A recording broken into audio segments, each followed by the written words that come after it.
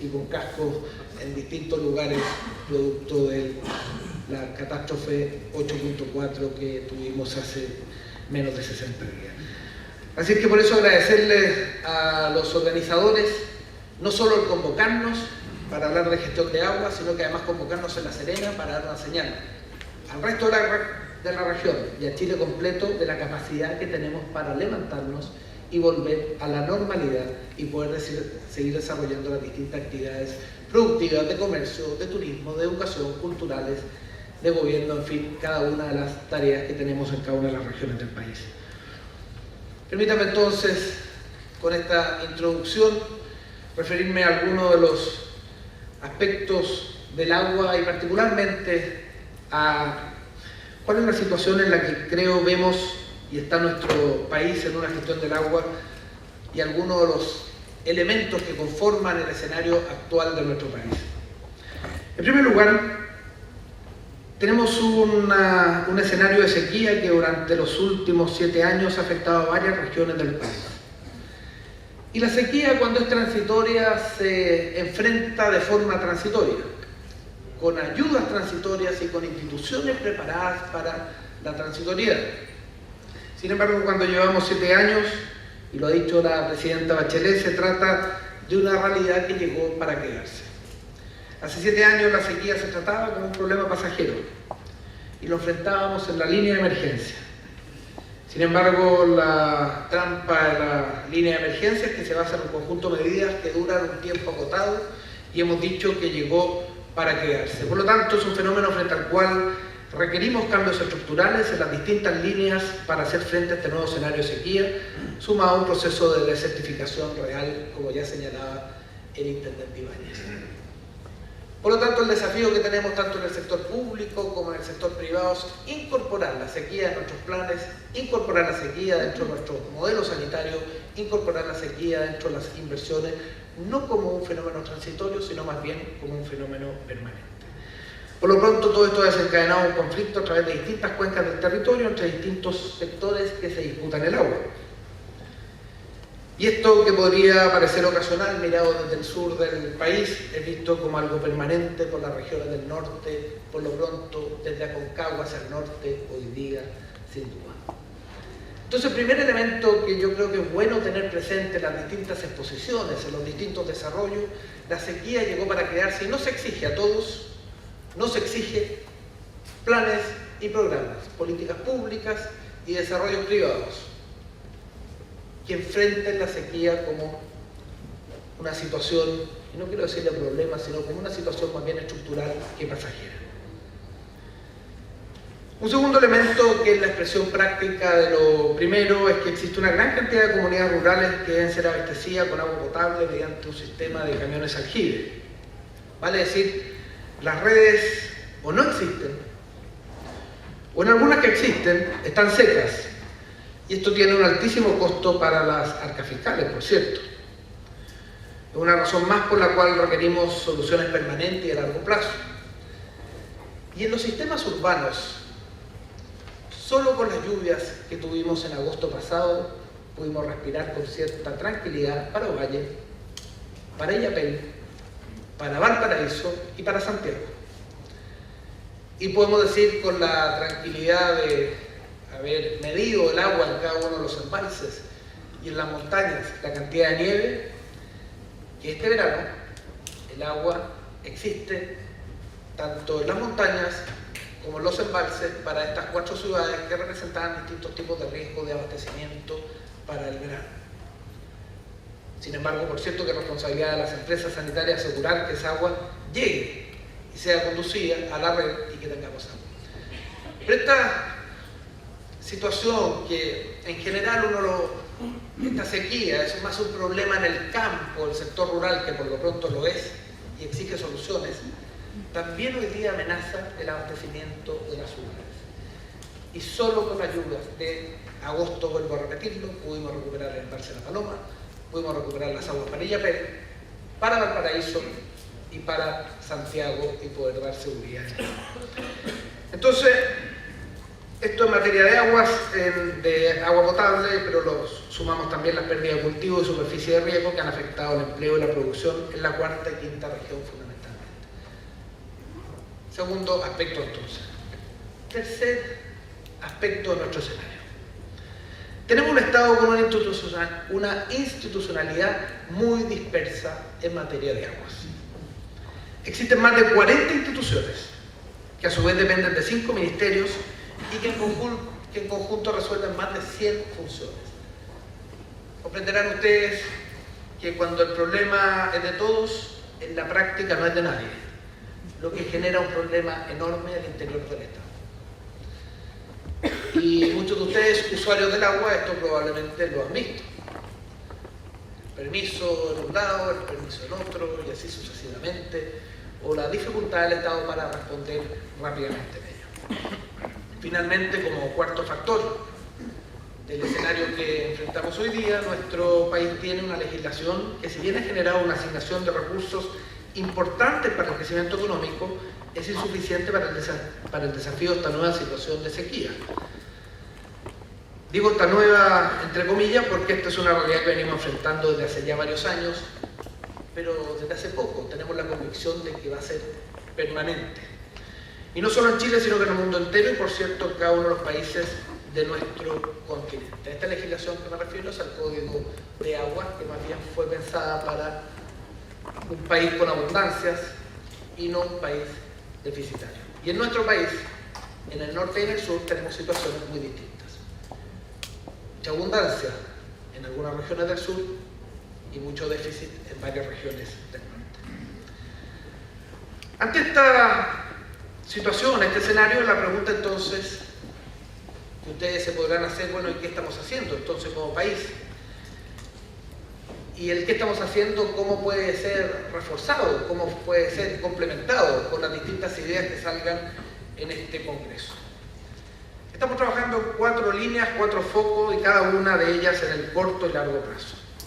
La primera de ellas es la institucionalidad, la segunda es la regulación de aguas, la tercera es la gestión del agua, y la cuarta, la prevención y gestión de catástrofes producto del crecimiento repentino de lluvias, especialmente en las regiones del norte del país. Cada una de estas medidas puede ser distribuida entre corto y largo plazo. En el corto plazo destaca la rehabilitación de tranques y embalses, el revestimiento de canales, la construcción y rehabilitación de pozos para sistemas de agua potable rural, la fiscalización del cumplimiento de los planes de desarrollo que tienen cada una de las empresas sanitarias, entre otras medidas de corto plazo. Nuestra mirada a largo plazo, en tanto, apunta a lograr una gestión integral de recursos hídricos, a inversiones tanto en plantas desalinizadoras como nuevos embalses. ¿Qué significa todo esto? Hacer coherentes los diagnósticos con las soluciones, generar más y mejor información que apoye la toma de decisiones, nuevas inversiones, realizar una gestión efectiva de los procesos y seguir fiscalizando bien para que la norma tenga sentido en su aplicación. Pero significa, sobre todo, entender que la gestión del agua es un proceso social que determina que comunidades que enfrentan necesidades diversas sobre un recurso progresivamente más escaso son capaces de ponerse de acuerdo en cómo gestionarlo, distribuirlo y preservar su sustentabilidad. En el futuro, y cada vez más cerca en el futuro, las soluciones son por cuencas. Y las soluciones son distintas en una cuenca que en otra. Y soluciones efectivas, como intercambio de agua entre el agua a nivel del mar y el agua en la cordillera, como en la cuenca de Antofagasta, que dicho sea de paso, esa solución es fruto de un seminario la próxima semana en Antofagasta sobre el aporte de la desalinizadora, no solo al agua potable, sino que a la cuenca completa. Bueno, soluciones efectivas como esa cuenca, que finalmente es un intercambio entre agua potable y agua para la minería, perfectamente son soluciones que podemos desarrollar en otras cuencas de nuestro país. No solo se trata de plantas desalinizadoras para invertir y llevarla a lo alto, a la minería o a la agricultura, o solucionar problemas en lo alto de la cuenca, con el mayor costo asociado de levantar el agua, sino que también de intercambios de agua, donde tenemos una experiencia exitosa en la cuenca del río Loa, la ciudad de Antofagasta, con la minería del sector. Decimos entonces que el agua debe ser manejado a nivel local, y es allí donde deben radicarse esquemas participativos que permitan generar confianza entre los actores para avanzar en establecer una calidad objetivo que sea consistente con el uso del recurso. Y pasemos entonces del discurso a la acción. En institucionalidad, ya lo decía hace un momento, el Estado tiene más de 40 instituciones que dependen de 5 ministerios, los que en conjunto resuelven más de 100 funciones en materia de agua. Y lo que hemos venido trabajando entonces es que tiene que existir en Chile una institución rectora que es más allá que la Dirección General de Aguas. La Dirección General de Agua tiene un rol administrador, pero no rector ni decidor de las políticas públicas en materia de agua. La verdad que la presidenta al inicio del gobierno nombró un delegado presidencial de recursos hídricos, primera pronte. Posteriormente constituimos el Comité de Ministros del Agua, que integran el ministro de Energía, el ministro de Agricultura, la ministra de Minería, el ministro de Medio Ambiente, y quien habla, que lo coordino y lo encabezo. Y estamos en este momento elaborando una propuesta que en principio concita un acuerdo político transversal, comunicaremos a los distintos actores, de manera de tener un organismo rector en aguas y que permita resolver, tanto para el diseño de la política pública, como para los servicios a los distintos actores, permita resolver de manera eficiente los aspectos de institucionalidad. Porque cuando un problema es de todos, finalmente no es de nadie.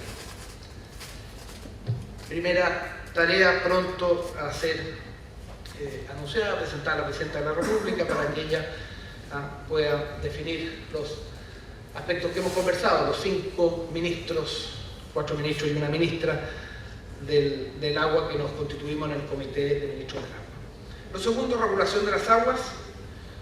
Destaca en ello un proyecto de ley que modifica el Código de Agua basado en una moción parlamentaria que se venía trabajando en la Comisión de Recursos Hídricos de la Cámara de Diputados.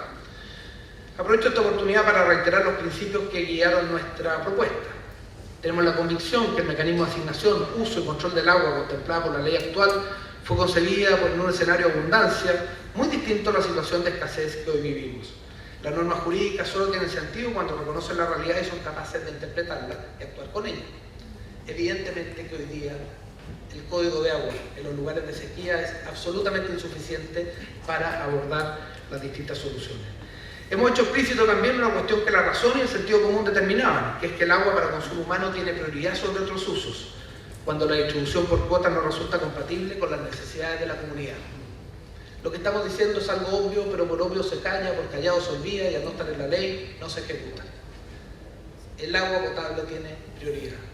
Y sobre el agua potable, el excedente es para los otros usos con distintos criterios de prorrateo que están en la ley.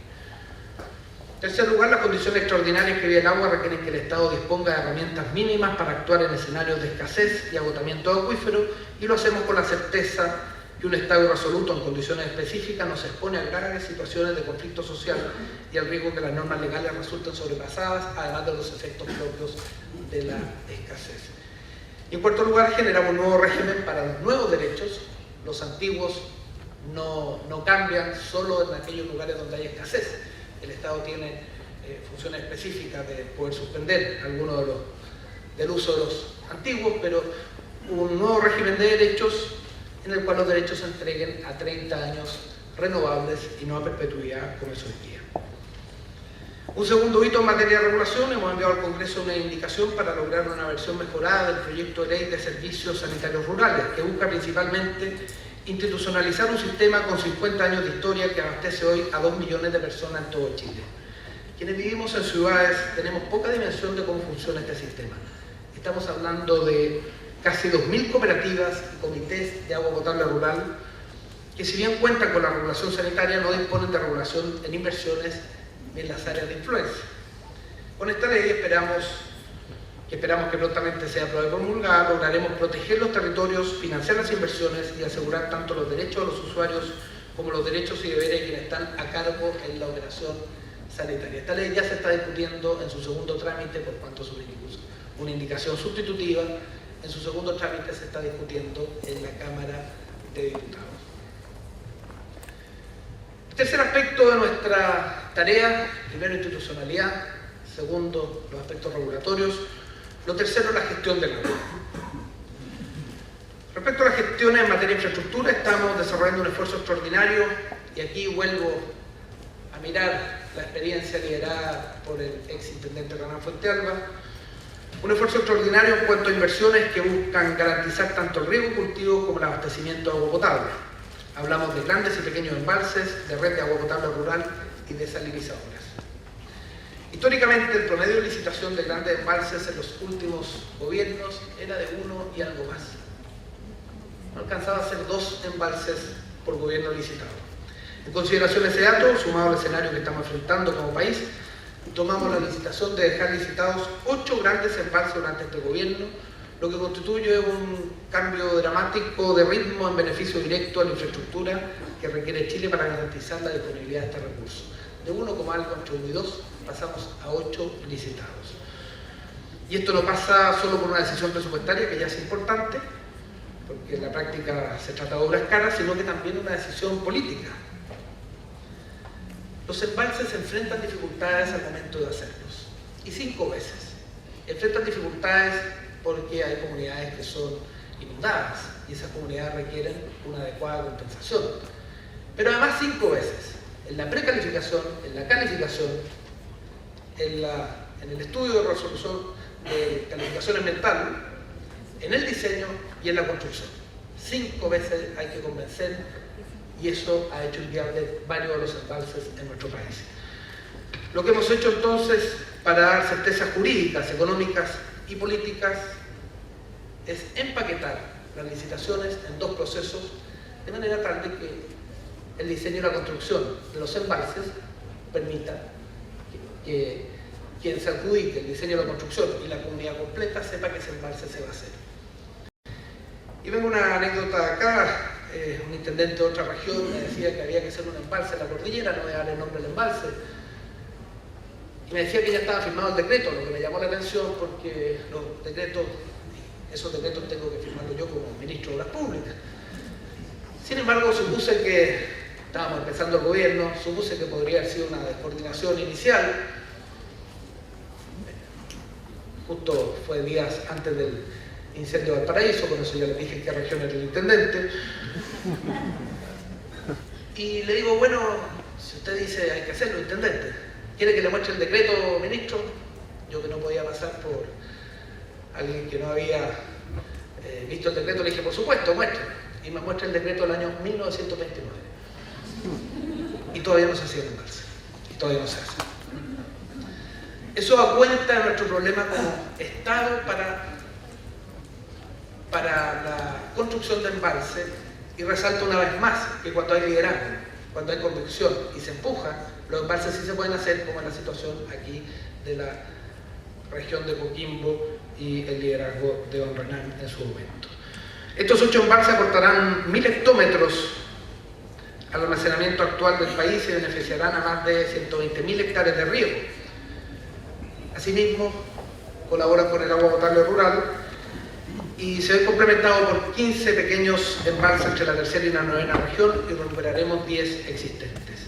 Esto se suma al más de centenar de microembalses que la Comisión Nacional de Riego y el INDAP están desarrollando en distintos lugares del país.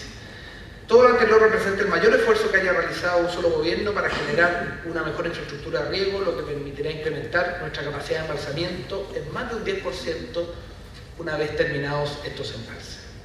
En cuanto a la red de agua potable rural, estamos avanzando en 2 direcciones. Por un lado, fortalecer las inversiones complementarias en aquellos sistemas afectados por la sequía, y por otro, la entrega de un nuevo presupuesto en materia de agua potable rural. Como ustedes ven, hay un conjunto de inversiones que son tradicionales, donde el enfoque fundamental está en el cambio de procedimiento, el cambio de ritmo, y que cambio de procedimiento, cambio de ritmo, cambio en los presupuestos demuestra la voluntad política de la presidenta Bachelet en esta materia. Pero las inversiones tradicionales no resuelven por sí mismas todos los problemas, son importantes, que duda cabe, pero se requiere la incorporación de nuevas tecnologías que, pese a su costo, ha llegado la hora de considerarla como parte de nuestra realidad. Y en ese marco, que en marzo de este año la presidenta anunció el desarrollo de 5 nuevas plantas desalinizadoras, además de micro desalinizadoras en distintos lugares del país. Se trata de desalinizadoras en Arica, Copiapó, en Limarí, Choapa y Petorca la Ligua. Con el tiempo van a ser 6, ¿no? Porque Petorca y la Ligua las separamos en 2 plantas distintas. En el caso de las desalinizadoras proyectadas para Arica y Copiapó, se trata de proyectos orientados a abastecer el consumo de poblaciones urbanas que en conjunto superan las 300.000 personas y en las que la empresa operadora y la propia Superintendencia de Servicios Sanitarios han constatado una disminución de las fuentes y un detrimento importante de la calidad, particularmente esto último en el caso de Copiapó. En el caso de Copiapó, la planta ya está en el sistema de impacto ambiental y va a ser construida con financiamiento del Estado de manera de no afectar las tarifas. Nos queda pendiente, superintendente, tome nota, nos queda pendiente cuál va a ser el sistema tarifario de manera tal de no tener aumentos violentos en las tarifas que hagan inviable tanto en Copiapó como en Arica dicha materia. Estas son plantas que tienen inversión estimada en 30 y 85 millones de dólares respectivamente para 200 litros por segundo en Arica y 400 litros por segundo para Copiapó. Por su parte, a través de la Dirección de Obras Hidráulicas, proyectamos la instalación de desalinizadoras para atender la zona Limarí, Choapa y Petorca la Ligua. Señalar que dichos proyectos atenderán primariamente los requerimientos de agua para la población en sectores rurales, pero nos hemos planteado el propósito de modular el crecimiento para atender necesidades de riego en los respectivos valles.